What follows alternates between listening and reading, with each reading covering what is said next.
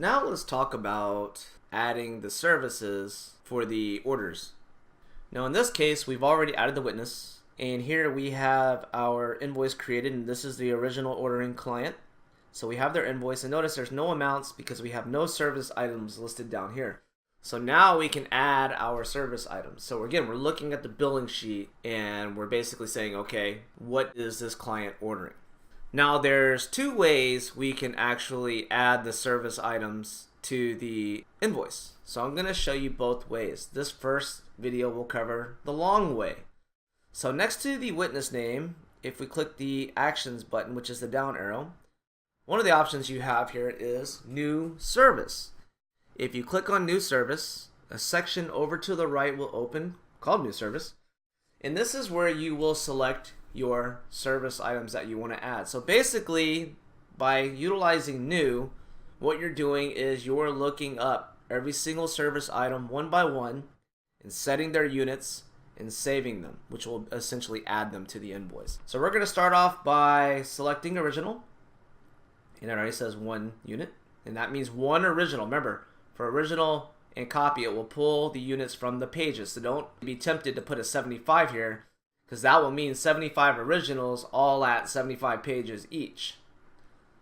So we'll do save and new. We'll add copy with original.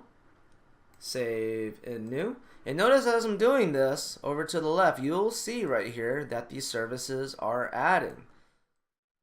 So I will add an appearance fee and say this is an hourly at 2 hours. So 2 units there. Save and new. We'll say we have exhibits. And there were 12. Save and new. And then let's add some miscellaneous charges here. Let's add a production item.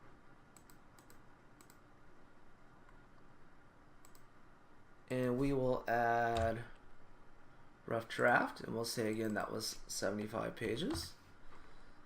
Save and new. And finally, we'll add a delivery. And we'll call this shipping and handling. Then we can save and then save and close. So that will close up the right hand section once you do save and close. And here you can see all the service items that have been added to this invoice. And that completes the order for Mr. Oliver Gross. Now, notice these arrows to the left of the service item's name.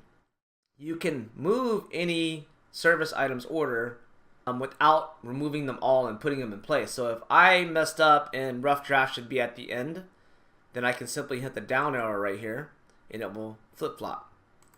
So you can move those around. Those are only for the miscellaneous charges. If it's anything for groups 1 through A, service group 1 through A, original all the way through the attendance items, then those are fixed as the location where they print, and those you cannot move around. So any miscellaneous charge, you can move the order around.